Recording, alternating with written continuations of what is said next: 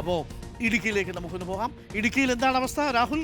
ഇടുക്കിയിലും തമിഴ്നാട്ടിൽ നിന്നാണ് ഇടുക്കിയിലേക്ക് വരേണ്ടത്. തമിഴ്നാട്ടിലാണെങ്കിൽ കാലിൽ ക്ഷാമവും ഉണ്ടെന്നാണ് മനസ്സിലാക്കുന്നത്.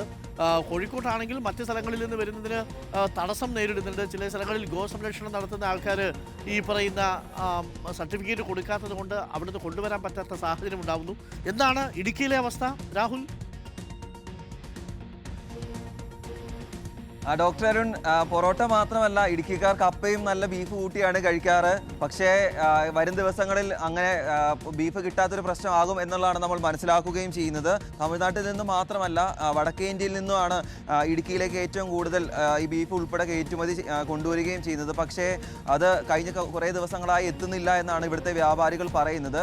അത് ഈ ആളുകൾ തടയുന്നതിൻ്റെ പ്രശ്നം മാത്രമല്ല, ഈ സർട്ടിഫിക്കറ്റ് ആന്ധ്രാപ്രദേശ് സർക്കാർ ഉൾപ്പെടെ ഈ കന്നുകാലികളെ വിടുമ്പോൾ ഈ സർട്ടിഫിക്കറ്റുകൾ നൽകണം. ആ സർട്ടിഫിക്കറ്റ്, ആരോഗ്യം സംബന്ധിച്ച സർട്ടിഫിക്കറ്റുകൾ നൽകാത്തത് വലിയ പ്രതിസന്ധി ആകുന്നു എന്നാണ് പറയുന്നത്. അതുകൊണ്ട് തന്നെയാണ് വെള്ളിയാഴ്ച മുതൽ ഇടുക്കി ജില്ലയിലെ ബീഫ് വിൽപ്പന നടത്തുന്ന എല്ലാ കടകളും അടച്ചിടാൻ തീരുമാനിച്ചിരിക്കുന്നത്. ആളുകൾ അതിനോട് സഹകരിക്കണം എന്നതാണ് വ്യാപാരികൾ പറയുകയും ചെയ്യുന്നത്. പലതവണ പലയിടങ്ങളിലും പരാതി നൽകിയിട്ടും ഈ ബീഫ് ഇവിടേക്ക് കൊണ്ടുവരുന്നതിന് ഒരു തടസ്സം നിൽക്കുന്നു എന്നാണ് അവരുടെ പ്രധാനപ്പെട്ട ആരോപണം. എന്തായാലും ബീഫ് എത്താതിരിക്കുമ്പോൾ ബാക്കിയുള്ള സാധനങ്ങൾക്ക് വില കൂടും എന്ന കാര്യത്തിൽ യാതൊരു സംശയവുമില്ല.